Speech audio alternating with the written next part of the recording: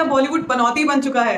क्या बॉलीवुड जिंक्स हो चुका है? लेकिन ये जिंक्स और कर्स जैसे वर्ड्स तो बॉलीवुड की डिक्शनरी में है ही नहीं, क्योंकि ये लोग काफी प्रोग्रेसिव हैं और इन सब चीजों में बिल्कुल भी बिलीव नहीं करते हैं। तो फिर ऐसा क्या रीजन हो सकता है कि अगस्त के सिर्फ एक महीने में जब बॉलीवुड की 4 बहुत बड़ी बड़ी फिल्म रिलीज हुई, उसके बावजूद भी पूरा बॉलीवुड करीब करीब 450 करोड़ के नीचे आ गया। 450 करोड़ का इन्वेस्टर्स को नुकसान दिया बॉलीवुड। तो हाँ, सच में अगर देखा जाए तो शायद ये कोई जिंक्स या कर्स नहीं है, सिर्फ और सिर्फ इनकेपेबिलिटी है बॉलीवुड की, जो अपने कंटेंट पर ध्यान ना देकर सिर्फ और सिर्फ अपने प्रमोशंस पर ध्यान देता है। और वहीं दूसरी तरफ जो ऑडियंस है, उसने पैंडेमिक के दौरान जिस तरीके का कंटेंट कंज्यूम किया है, उसके बाद वो बॉलीवुड का कचरा खरीदने को तैयार नहीं है। न सिर्फ थिएट्रिकल डिजास्टर्स बल्कि अब ओटीटीज भी बॉलीवुड से पल्ला झाड़ने में लगे हैं। लाल सिंह चड्ढा की जिस तरीके से नेटफ्लिक्स से डील टूटी, उसके बाद बहुत सारी ऐसी डील्स हैं जो नेटफ्लिक्स और तमाम ऐसे जो ओटीटी प्लेटफॉर्म्स हैं उन्होंने रद्द कर दी हैं। आगे चलकर फिल्म्स का क्या फ्यूचर होने वाला है, थिएट्रिकल रिलीजेस हुआ करेंगी या ओटीटी रिलीजेस हुआ करेंगी, इसके ऊपर बात करेंगे। और साथ ही साथ बात करेंगे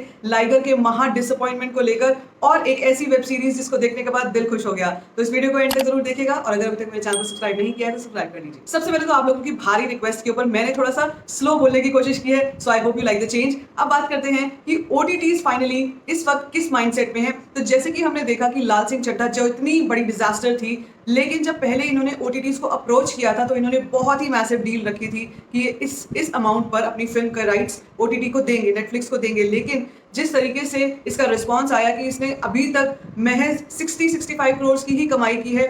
अब ओटीटीज जितने भी हैं वो इस फिल्म से दूर भाग रहे हैं। यहाँ तक कि पहले आमिर खान की जो ये शर्त थी कि वो कम से कम 6 महीने के बाद इस फिल्म को ओटीटी में रिलीज करेंगे, अब ओटीटीज ये बोल रहे हैं कि फाइनली हम इस फिल्म को रिलीज ही नहीं करेंगे। तो आमिर खान के पास और कोई ऑप्शन नहीं बचा और उन्होंने सिर्फ जाकर वायाकॉम का जो ओटीटी प्लेटफॉर्म है वूट सिलेक्ट, उस पर इस फिल्म को स्ट्रीम करने का, ब्रॉडकास्ट करने का सोचा। आमिर खान के पास तो ऑप्शन था, पर बाकी मेकर्स का क्या, जिनके पास ये ऑप्शंस नहीं है और जिनकी फिल्म्स बहुत बुरी तरीके से पिटी हैं, अपनी लागत भी निकाल नहीं पाई है। इस वक्त इन्वेस्टर्स उनके पीछे हाथ धोकर पड़े हैं कि उनका पैसा वापस कर दिया जाए, लेकिन वो मेकर्स अभी इस हालत में भी नहीं है कि वो इन्वेस्टर्स का पैसा वापस कर सकें। तो ओटीटीज जो है इस वक्त वो ये कंडीशन रख रहे हैं साफ साफ कि पहले जब तक फिल्म थिएट्रिकल रिलीज नहीं होगी, वहां पर अच्छा रिस्पांस नहीं आएगा, तब तक ओटीटीज इन फिल्म्स को अपने ऊपर ब्रॉडकास्ट नहीं करेंगे, इनके राइट्स नहीं लेंगे। व्हिच मींस कि जब तक ये लिटमस टेस्ट पास नहीं करेंगी थिएट्रिकल रिलीजेस का, तब तक इन फिल्म्स को ओटीटीज पर भी जगह नहीं मिलेगी। विच इज फेयर इनफ, क्योंकि ओटीटीज जो है वो अपने सब्सक्राइबर्स काउंट कम नहीं करना चाहते। नेटफ्लिक्स के पास जो मिलियंस ऑफ सब्सक्राइबर्स हैं वो इस वक्त सिर्फ और सिर्फ अच्छा कंटेंट देखने के लिए नेटफ्लिक्स के पास है। Prime, Sony LIV, Disney Plus, Hotstar, ये वो सारे प्लेटफॉर्म्स हैं जिन्होंने भी इन्हीं लाइंस पर चलने की सोच ली है कि जब तक कोई भी फिल्म अच्छी तरीके से अपना बिजनेस से अच्छा रिस्पांस नहीं देती है थिएट्रिकल रिलीजेस में, तब तक वो उनके राइट्स खरीदेंगे नहीं, तब तक वो अपना पैसा नहीं देंगे इन फिल्म मेकर्स। तो ये रास्ता इजी दिख गया था बॉलीवुड को या मेकर्स को कि भाई अगर उनको ये लग रहा है कि थिएट्रिकल रिलीजेस नहीं होंगी, उनकी फिल्म थिएटर्स पे उतना पैसा नहीं कमा पाएंगी, तो सीधा ओटीटी पर रिलीज कर रहे थे। लेकिन ये जो सिनेरियो है, इसको देखने के बाद ये साफ है कि उनको बहुत ज्यादा मुश्किल होने वाली है अपनी फिल्म्स को ओटीटी पर बेचने के लिए। अब सिर्फ एक आध कुछ ऐसी फिल्म्स हैं जो पहले से जिनकी डील्स हो चुकी हैं, जैसे कठपुतली है, वो डायरेक्ट ओटीटी रिलीज होगी 2 सितंबर को। लेकिन जितनी भी अक्षय कुमार की और आने वाली फिल्म्स हैं जिनके बारे में एंटिसिपेटेड था कि सीधा ही वो ओटीटी पर रिलीज करेंगे, ऐसा कुछ भी पॉसिबल नहीं होने वाला है। It's not going to be that easy for Bollywood. हमने पब्लिक का जो गुस्सा दोबारा को लेकर देखा, जो रक्षाबंधन और लाल सिंह चड्ढा को लेकर देखा, और अब जो लाइगर को लेकर हम इतना गुस्सा देख रहे हैं पब्लिक में, कोई भी ओटीटी प्लेटफॉर्म इस वक्त तैयार नहीं है इन फिल्म्स को स्ट्रीम करने के लिए। पहले से हुई अगर कोई डील्स हैं तो उन्हीं डील्स पर कायम रहना उनकी मजबूरी हो जाएगी, लेकिन अब बॉलीवुड पर कोई भी पैसा लगाने को तैयार नहीं है। तो फ्यूचर ये हो सकता है बॉलीवुड का कि अब धीरे धीरे बैंक्रप्सी की तरफ जा रहा है। लेकिन क्या इस बैंक्रप्सी की वजह सिर्फ और सिर्फ कंटेंट क्या फेल हो जाना है, या फिर बड़े बड़े एक्टर्स की बहुत भारी भारी फीस भी है? जी हाँ, बहुत सारे ऐसे एक्टर्स हैं जो कम से कम आधा बजट तो अपनी फीस के लिए ले जाते हैं। फिल्म्स का आधा बजट अपनी फीस के लिए ले जाते हैं, जिसमें सबसे पहले नाम है आमिर खान का, उसके बाद अक्षय कुमार हैं, जितने भी खान्स हैं, जितने भी कपूर्स हैं, बड़े बड़े नाम हैं, इनकी फीस सुनकर ही आपके होश उड़ जाएंगे। ये देखने को हम मजबूर हो जाते हैं सोचने को कि जब ये लोग कंटेंट पर काम नहीं कर सकते तो ये लोग किस हिसाब से इतना पैसा मांगते हैं, किस हक से इतना पैसा मांगते हैं, जब ये इतना पैसा उनको आरओआई नहीं दे सकते, रिटर्न ऑफ इन्वेस्टमेंट नहीं दे सकते। तो क्या ऐसा मान लिया जाए कि साउथ के एक्टर्स जो हैं वो ज्यादा फीस डिमांड नहीं करते, ज्यादा फीस नहीं लेते? जी नहीं, ऐसा बिल्कुल नहीं है।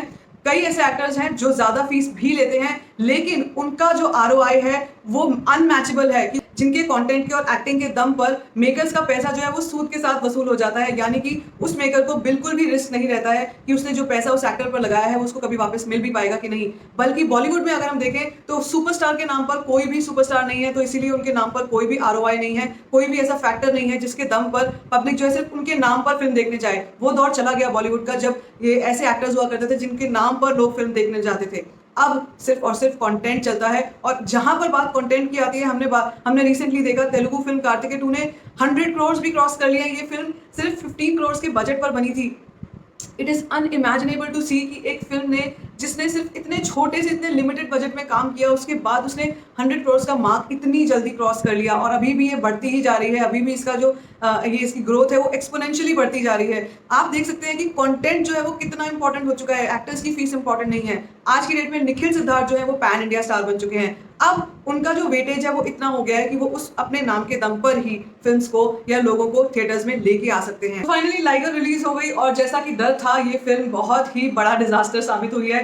करण जौहर का नाम, विजय देवराकोंडा का जो स्टेटमेंट है, ये चीजें बाद में। पहले कंटेंट इतना ज्यादा डिजास्टर्स है, इतना ज्यादा अनोइंग है कि जब ये फिल्म मैंने देखी तो मैंने अपना सर पकड़ लिया था और ये सोचा था कि क्यों इस फिल्म को बनाया गया। विजय देवराकोंडा एक ऐसे एक्टर हैं जिनकी एरोगेंस को भी पब्लिक हाथों हाथ देती है, जिनकी एरोगेंस से भी पब्लिक इंप्रेस होती है, जो उनके फैंस हैं वो स्पेशली। लेकिन इस फिल्म के बाद उनकी फैंडम जो है काफी ज्यादा कम होने वाली है, काफी बुरी तरीके से डिक्लाइन हो रही है, क्योंकि इस फिल्म में जो उनका कैरेक्टर है उसको पूरी तरीके से वेस्टर्नाइज कर दिया है, बॉलीवुडाइज कर दिया है, और इतना कंफ्यूज करके दिखाया गया है कि आपको ये समझ नहीं आता है कि ये वही विजय देवराकोंडा है जिनको हमने पहली चुपलू में देखा था, ये वही विजय देवराकोंडा है जिनको हमने डियर कॉमरेड्स में देखा था, और उसके बाद अर्जुन रेड्डी में देखा था, और अब ये फिल्म टाइगर फिल्म का 2 ही दिन में इतना बुरा हाल हो गया है कि इस फिल्म का नाम मोस्ट डिजास्टर्स फिल्म्स ऑफ 2022 में आ चुका है ऑलरेडी। हमने इससे पहले बॉलीवुड के जो नाम लिए, लाल सिंह चड्ढा, रक्षाबंधन और दोबारा, उन सबको भी पछाड़ दिया है इस फिल्म ने बेकार के कैटेगरी में, घटिया की कैटेगरी में। और मैं इसको बॉलीवुड की कैटेगरी में इसलिए डाल रही हूँ क्योंकि करण जौहर की फिल्म है,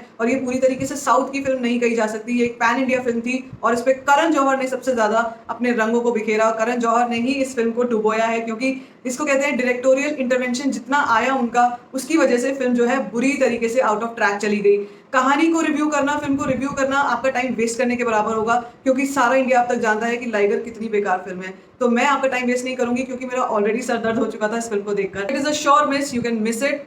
रादर घर पे अगर आप हैं इस वीकेंड पे, तो आप दिल्ली क्राइम देखिए। दिल्ली क्राइम सीजन 2 रिलीज हो चुका है, और इसको देखने के बाद आपको एक्चुअली मजा आ जाएगा। ऑल्दो इट्स एन आयरनी, क्योंकि एक क्राइम के ऊपर बेस्ड, रियल क्राइम के ऊपर बेस्ड सीरीज है, और कह सकते हैं कि इसको मॉक्यूमेंट्री भी बनाया जा सकता था, लेकिन जिस तरीके से सीरीज को बिल्ड किया है, दिल्ली क्राइम सीजन 1 को जस्टिफाई करती है। जरूर जाकर इसको देख सकते हैं, ज्यादा लंबी नहीं है, 5 एपिसोड्स हैं, और साथ साथ शेफाली शाह और जितने भी बड़े जितने भी एक्टर्स हैं, outstanding work from each and every actor. Shefali Shah वैसे ही बहुत अच्छी एक्ट्रेस हैं, लेकिन जिस संजीदगी से उन्होंने अपने रोल को निभाया है, और साथ ही साथ जिस सीरियसनेस को दिखाना है, ओवर ड्रामेटिक नहीं करना है, अंडर ड्रामेटिक भी नहीं करना है, उस बैलेंस को जो क्रिएट किया है दिल्ली क्राइम सीजन 2 में, इट्स आउटस्टैंडिंग।